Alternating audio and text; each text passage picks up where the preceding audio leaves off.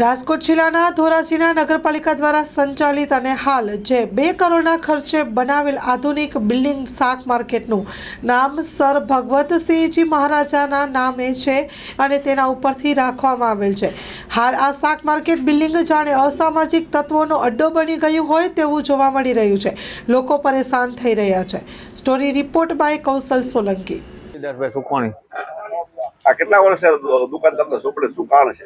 Market ને 9 વર્ષ થઈ ગયા, આ 9મું વર્ષ ચાલુ છે। નવી બિલ્ડિંગ બની ગઈ છે, પણ જે પ્રમાણે અમારી દુકાનો હતી એવી દુકાનો બનાવી નથી। નાના ગોખલા બનાવ્યા છે, ત્યાં વેપાર હાલે એમ જ નથી। અને મારી 4 દુકાન હતી તો એક દુકાન દેવી છે। હવે એક દુકાન મને પૂરી થાય, મારા 3 દીકરા હોય તો જેટલી દુકાનો એટલી તો હોપવી પડે ને।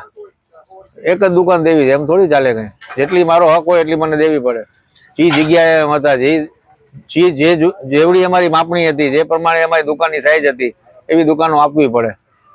આવી રીતે બિલ્ડિંગ આવી રીતે બનાવી નાખ્યું એમ થોડી ચાલે કઈ। એમ કેમ વેપાર કરવા એના? અત્યારે તમે કેવા હેરાન થાવ છો? અત્યારે હેરાન થાય છે એટલે હલાવી છે, રોજી રોટી છે એટલે હલાવી પડે છે આપણે। તમારી માંગણી? ચોમાસામાં એવી તકલીફ, શિયાળે ઉનાળે બધી તકલીફો। બિલ્ડિંગ બનાવી છે કોઈ કામની નહીં, એમ વ્યવસ્થિત કરે ને વ્યવસ્થિત દુકાનો મોટી બનાવીને આપે તો એ વસ્તુ હાલે એમ છે। બાકી જેમ જેટલી અત્યારે જજરી થઈ ગઈ છે ને હજી જજરી થઈ જાય। અને હોના જેવી માર્કેટ તોડી નાખી, તોડવાની જરૂર જ નહોતી કઈ। એ વસ્તુની કઈ જરૂર જ નહોતી ને તોય તોડી નાખી। ઓકે, મારું નામ દિનેશભાઈ ઓરા, શહેર કોંગ્રેસ પ્રમુખ ધોરાજી। ધોરાજી શહેરમાં રાજાશાહીના વખતની સર ભગવતસિંહજી દ્વારા બાંધવામાં આવેલી શાક માર્કેટ આવેલ હતી। આ શાક માર્કેટને તત્કાલીન ભારતીય જનતા પાર્ટીની બોડી નગરપાલિકામાં હતી ત્યારે તોડી પાડી અને નવી માર્કેટ બનાવવામાં આવી હતી।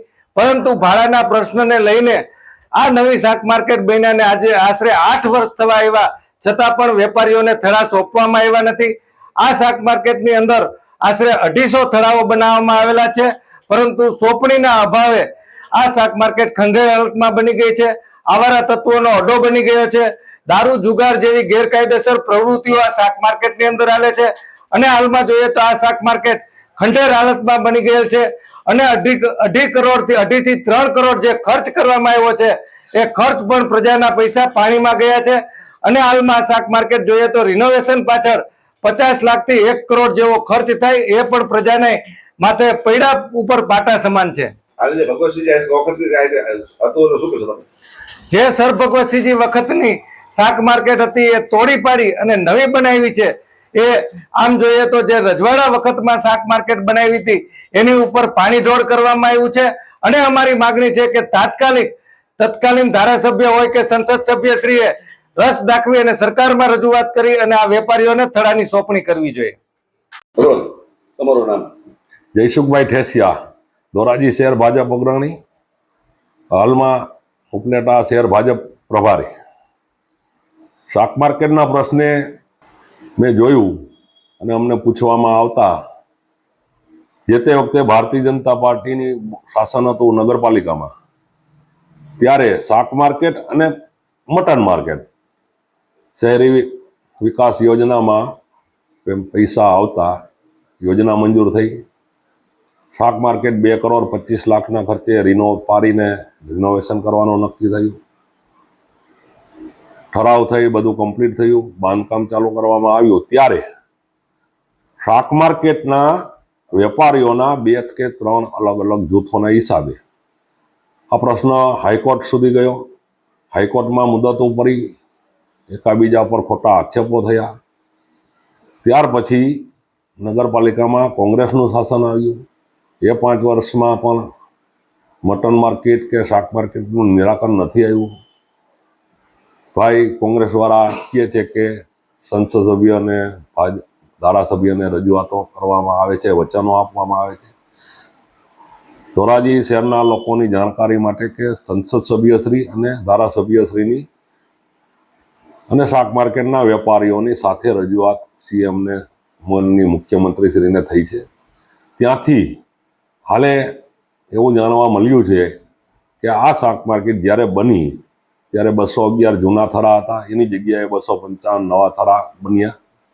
પણ સોંપણીમાં વિવાદ થતાં હાઈકોર્ટે પ્રશ્ન ગયો અને એ આજ સુધી ટલે ચર્યો છે। હાલે મુખ્યમંત્રીજીએ સીધી સૂચના આપી નગર નિયામક પ્રાંત અધિકારી અને ચીફ ઓફિસર, પણ એમાં એવી ક્વેરી જણાઈને આવે છે કે 255 થરા બનાવતા 1500 મીટર જગ્યા વધારાની કોઈ મંજૂરી વિના નગરપાલિકાએ બાંધકામ કર્યું છે. હવે એ ક્વેરી સોલ્વ કરવામાં અત્યારે અધિકારીઓ પ્રયત્ન કરી રહ્યા છે અને ટૂંક સમયમાં એ ક્વેરી સોલ્વ થઈ જશે ત્યારે બધા શાક માર્કેટના વેપારીઓને બોલાવીને સરકારશ્રી તરફથી યોગ્ય ન્યાય આપવામાં આવશે. રાજુ બાલદા, પ્રમુખ શ્રી ધોરાજી શહેર ભારતીય જનતા પાર્ટી.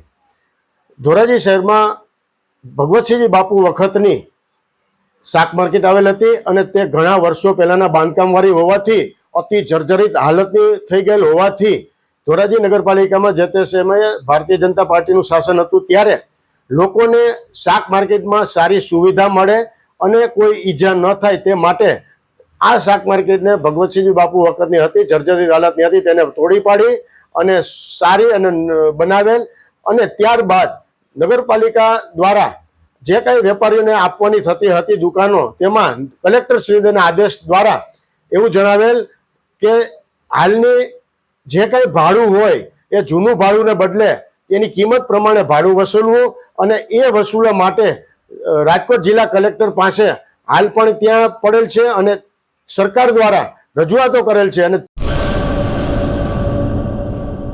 ગુલઝારે મુસ્તફા સાર્વજનિક ટ્રસ્ટ આયોજિત 13મી સમૂહ સાદી. આથી આપણે જણાવતા ખુશી થાય છે કે દર વર્ષની જેમ આ વર્ષે પણ ઇન્શાઅલ્લાહ સમૂહ સાદીનું આયોજન કરેલ છે, જેના ફોર્મ ભરવાનું ચાલુ થઈ ગયેલ છે. સમૂહ સાદીના ફોર્મ છેલ્લે તારીખ 10/12/2024 સુધી સ્વીકારવામાં આવશે. સમૂહ સાદી ઇન્શાઅલ્લાહ તારીખ 19/1/2025 રવિવારે યોજવામાં આવશે. ફોર્મ મેળવવા સંપર્ક કરો Haji Mohammad Rafiq Jusab Baloch, Bharat laundry, Jat tea house સામે, Mota Pir road, Sanjognagar, Bhuj, Kutch. Mobile number 9687314318.